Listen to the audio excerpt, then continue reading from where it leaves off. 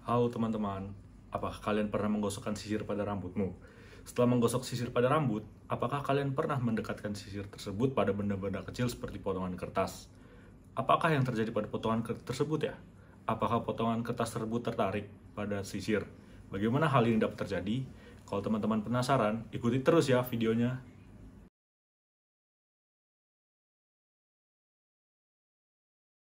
Assalamualaikum warahmatullahi wabarakatuh. Tabiun.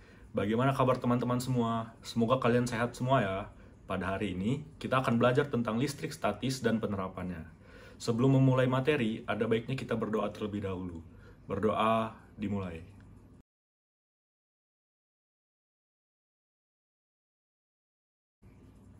Berdoa selesai. Jadi, apakah yang akan terjadi jika kita mendekatkan sisir yang telah digosokkan pada rambut kita kepada benda-benda kecil seperti potongan kertas? Yang terjadi, benda-benda tersebut akan tertarik ke sisir tersebut. Hal tersebut terjadi karena ada kaitannya dengan elektron. Elektron adalah partikel penyusun atom yang berbuatan negatif, yang mengelilingi inti atom. Benda yang kelebihan elektron disebut benda bermuatan negatif. Sedangkan benda yang kekurangan elektron disebut benda yang bermuatan positif. Jika benda bermuatan positif didekatkan dengan benda yang bermuatan negatif, maka benda tersebut akan saling tarik-menarik. Sebaliknya, jika ada benda bermuatan positif diletakkan dengan benda bermuatan positif, atau benda negatif didekatkan dengan benda bermuatan negatif, benda tersebut akan saling tolak-menolak. Interaksi kedua muatan tersebut merupakan gejala listrik statis. Jadi, apa sih listrik statis itu sebenarnya? Listrik statis adalah kesetidaimbangan muatan listrik dalam atau pada permukaan benda. Apa sih muatan listrik itu? Jadi, muatan listrik adalah muatan dasar yang dimuat oleh partikel penyusun atom kecuali neutron. Atom tersusun atas partikel subatom yaitu proton yang bermuatan positif dan elektron yang bermuatan negatif. Neutron dan proton membentuk inti atom, sedangkan elektron bergerak di sekitar inti atom. Elektron inilah yang memiliki kaitan erat dengan fenomena kelistrikan pada suatu benda. Pada umumnya, jumlah elektron dan proton pada atom sebuah benda adalah sama, sehingga atom-atom pada benda tersebut tidak bermuatan atau netral. Namun, benda-benda tersebut dapat berubah muatannya menjadi positif maupun negatif. Hal inilah yang membuat benda bisa saling tarik-menarik dan tolak-menolak. Kalian tahu nggak apa aja sih dasar-dasar hukum dari listrik statis? Dasar hukum dari listrik statis adalah hukum Coulomb. Kalian masih ingat kan kalau muatan listrik bisa saling menarik atau tolak-menolak? Bagaimana hubungan antara jarak dua benda yang bermuatan positif dan negatif, tolak-menolak atau gaya tarik-menarik antar dua benda? Ilmuwan Prancis, Charles Augustin Coulomb pada tahun 1736 sampai tahun 1808 menyelidiki hubungan gaya tolak-menolak atau gaya tarik-menarik antar dua benda bermuatan listrik terhadap besar muatan listrik dan jarak-jaraknya menggunakan alat neraca puntir Coulomb. Jadi, inilah yang dimaksud dengan neraca puntir Coulomb. Coulomb menyimpulkan interaksi dua benda yang bermuatan sebagai berikut. Yang pertama, besar jarak kedua benda yang bermuatan, semakin kecil gaya listrik antara benda tersebut dan sebaliknya. Yang kedua, semakin besar muatan kedua benda, semakin besar gaya listrik antar benda tersebut. Secara sistematis, rumusan gaya Coulomb dapat dituliskan sebagai berikut. F sama dengan K dikali Q1 dikali Q2 per R pangkat 2. Dengan keterangan, gaya Coulomb sama dengan konstanta dikali muatan benda 1, muatan benda 2, per jarak antar benda dipangkatkan dengan 2. Tahukah kalian kalau petir itu termasuk dalam listrik statis? Jadi, petir bisa terjadi karena adanya perpindahan elektron nih. Ketika langit dalam keadaan kelebihan elektron, maka petir pun muncul mengarah ke daerah yang elektronnya lebih sedikit. Agar kelebihan elektron tersebut mengalir, akhirnya petir mencari objek yang paling dekat dengan awan. Itulah sebabnya mengapa petir suka banget tuh menyambar benda-benda yang tinggi seperti menara dan lainnya. Jadi bisa dikatakan kalau petir merupakan salah satu contoh penerapan listrik statis. Teman-teman masih ingat dengan muatan listrik? Jadi, di sekitar muatan-muatan listrik, ada medan listrik yang dapat memengaruhi muatan lain yang berada tidak jauh darinya. Medan listrik merupakan daerah di sekitar muatan yang dapat menimbulkan gaya listrik terhadap muatan lain. Medan listrik dapat digambarkan oleh serangkaian garis gaya listrik yang arahnya keluar atau ke dalam muatan. Arah garis gaya listrik ke dalam digunakan untuk menunjukkan muatan negatif, dan arah garis medan listrik keluar digunakan untuk menunjukkan muatan positif. Bagaimana sih cara menentukan besar kuat medan listrik? Agar dapat mengetahui besar kuat medan listrik yang ditimbulkan oleh muatan Q, sebuah muatan uji yaitu Q0 yang muatannya jauh lebih kecil diletakkan di dekatan muatan tersebut dengan jarak R. Berdasarkan hukum Coulomb, muatan Q0 tersebut akan memperoleh gaya tolak dari muatan Q sebesar F sama dengan Q dikali Q0 dikali K per R pangkat 2. Kuat medan listrik didefinisikan sebagai besarnya gaya listrik yang bekerja pada suatu muatan uji, yaitu Q0. Maka besarnya kuat medan listrik pada tempat muatan uji tersebut adalah E sama dengan F per Q0.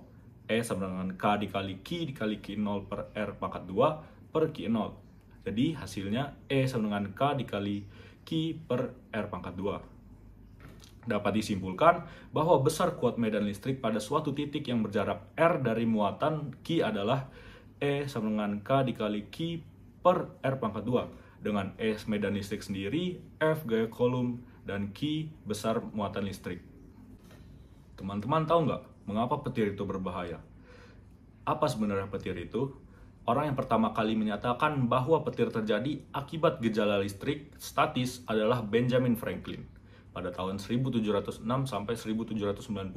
Menurutnya, petir adalah ikatan cahaya yang muncul akibat perpindahan muatan negatif, yaitu elektron, antara awan dan awan, atau antara awan dan bumi. Petir dapat terjadi karena adanya beda potensial yang sangat besar antara dua awan yang berbeda atau antara awan dengan bumi. Akibatnya akan terjadi lompatan muatan listrik atau perpindahan elektron secara besar-besaran dari awan ke awan atau dari awan ke bumi.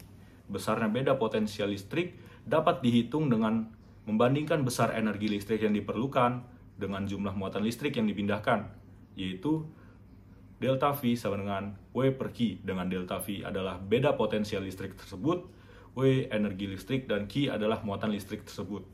Lalu, ada penggunaan listrik statis dalam teknologi. Salah satu contoh penerapan listrik statis dalam teknologi adalah pengendap elektrostatis pada cerobong asap. Pengendap elektrostatis berfungsi untuk membersihkan gas buang yang keluar melalui cerobong asap agar tidak mengandung partikel-partikel kotor yang dapat mencemari udara. Komponen utama yang ada pada alat ini adalah kawat yang bermuatan negatif dan pelat logam yang bermuatan positif. Contoh lainnya adalah mesin fotokopi. Selain menerapkan konsep optik, mesin fotokopi juga menerapkan konsep listrik statis. Komponen utama pada mesin fotokopi yang menerapkan listrik statis adalah penggunaan toner atau tempat bubuk hitam halus. Toner sengaja dibuat bermuatan negatif sehingga mudah ditarik oleh kertas. Kita masuk ke contoh soal. Yang pertama, perhatikan gambar struktur atom berikut ini. Partikel penyusun atom yang ditandai dengan angka 1, 2, dan 3 adalah D. Pembahasannya, atom tersusun atas partikel proton, elektron, dan neutron. Elektron yang bermuatan negatif berputar mengelilingi inti atom. Inti atom terdiri atas neutron dan proton yang bermuatan positif. Lalu contoh soal yang kedua, terdapat dua buah keping logam bermuatan listrik, masing-masing memiliki muatan 4 dikali 10 pangkat min 9 Coulomb dan 6 dikali 10 pangkat min 9 Coulomb yang dipisahkan sejauh 4 cm. Besar gaya tolak menolak antara kedua logam tersebut adalah A. 1,35 dikali 10 pangkat min 4 Newton. Jadi diketahui muatan 1 4 dikali 10 pangkat min 9 Coulomb, muatan 2 6 dikali 10 pangkat min 9 Coulomb dengan jarak 4 cm atau 0,04 meter dengan konstanta 9 dikali 10 pangkat 9. Lalu kita menentukan besar gaya tolak menolaknya menggunakan rumus gaya Coulomb, yaitu F sama dengan K dikali Q1 dikali Q2 per R pangkat 2. Lalu kita kalikan 9 dikali 10 pangkat 9 dikali 4 dikali 10 pangkat min 9 dikali 6 dikali 10 pangkat min 9 per 0,04 pangkat 2. Lalu kita dapatkan hasilnya adalah 1,35 dikali 10 pangkat min 4 Newton. Lalu kita masuk ke contoh soal yang ketiga. Terdapat dua buah muatan masing-masing 5 Coulomb dan 4 Coulomb berjarak 3 meter satu sama lain. Jika diketahui konstanta sama dengan 9 dikali 10 pangkat 9, maka besar gaya Coulomb yang dialami kedua muatan adalah, berikut adalah pembahasannya.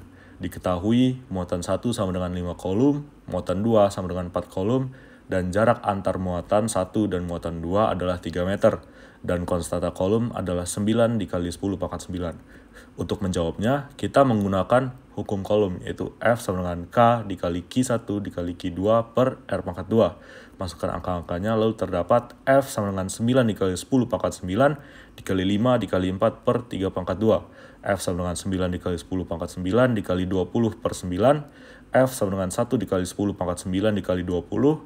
F sama dengan 20 dikali 10 pangkat 9. Dan akhirnya F sama dengan 2 dikali 10 pangkat 10. Kita masuk ke contoh soal yang keempat. Sebuah titik bermuatan Q terletak di titik Y dalam medan listrik yang ditimbulkan oleh muatan positif, mengalami gaya sebesar 0,03 Newton. Apabila diketahui muatan tersebut sebesar 5 dikali 10 pangkat min 6 kolom, tentukan besar medan listrik di titik Y tersebut. Berikut adalah pembahasannya. Diketahui gaya listrik F sama dengan 0,03 Newton dan muatan listrik Q sama dengan 5 dikali 10 pangkat min 6 kolom atau 0,000005 kolom.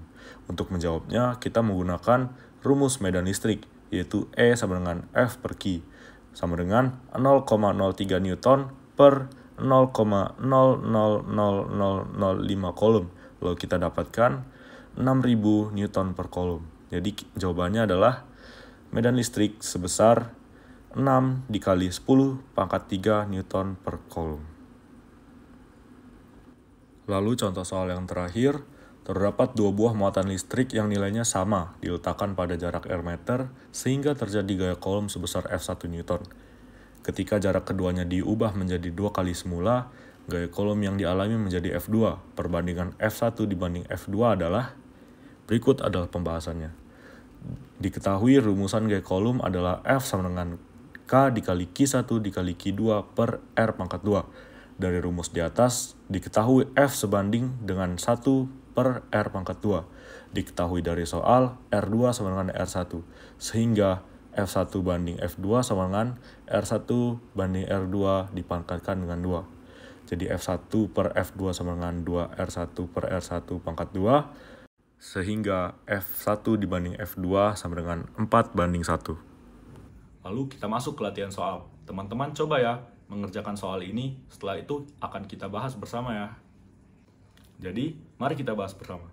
Diketahui Q1 sama dengan 2 dikali 10 pangkat min 9 kolom, Q2 sama dengan 6 dikali 10 pangkat min 9 kolom, dengan F sama dengan 10 Newton, dan konstanta 9 dikali 10 pangkat 9. Lalu kita tentukan jarak antara kedua muatan, menggunakan rumus F sama dengan K dikali Q1 dikali Q2 per R pangkat 2. Lalu kita dapatkan R pangkat 2 sama dengan K dikali Q1 dikali Q2 per F. Masukkan angka-angkanya, lalu kita dapatkan 9 dikali 10 pangkat 9 dikali 2 dikali 10 pangkat min 9 dikali 6 dikali 10 pangkat min 9 per 10. Lalu jadilah 1,08 dikali 10 pangkat min 8 meter persegi. Karena itu masih dalam kuadrat, kita akarkan angka tersebut. R sama dengan akar dari 1,08 dikali 10 pangkat min 8 meter persegi. Lalu kita dapatkanlah 1,04 dikali 10 pangkat min 4 meter. Setelah mempelajari listrik statis, kita jadi tahu ya, ternyata banyak sekali hal-hal di sekitar kita yang menggunakan penerapan listrik statis. Seperti mesin fotokopi yang menggunakan penerapan listrik statis. Ternyata fisika sangat dekat dengan kehidupan kita. Saat ini adalah waktunya diskusi. Silakan pause videonya ya untuk berdiskusi. Dadah.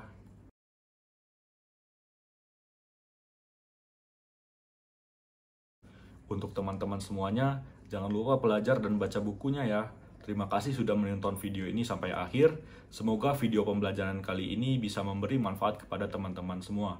Saya akhiri, wassalamualaikum warahmatullahi wabarakatuh.